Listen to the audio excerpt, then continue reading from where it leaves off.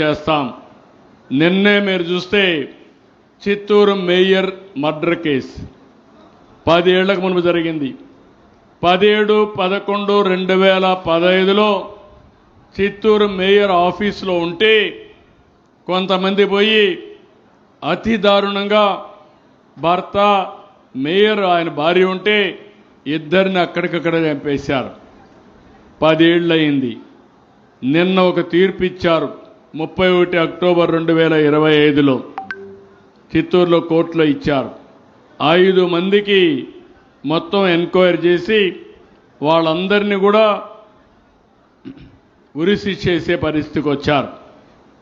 అంటే మనం గుర్తుపెట్టుకోవాల్సింది న్యాయం జరగడానికి లేట్ అవుతుంది, కానీ తప్పులు చేసిన వాళ్ళు తప్పించుకోరని చెప్పడానికి ఇలాంటి జడ్జిమెంట్స్ రావాల్సిన అవసరం ఉంది. అతి దారుణంగా అతి కిరాతకంగా ప్రజల్ని చంపడం అనేది మంచిది కాదు.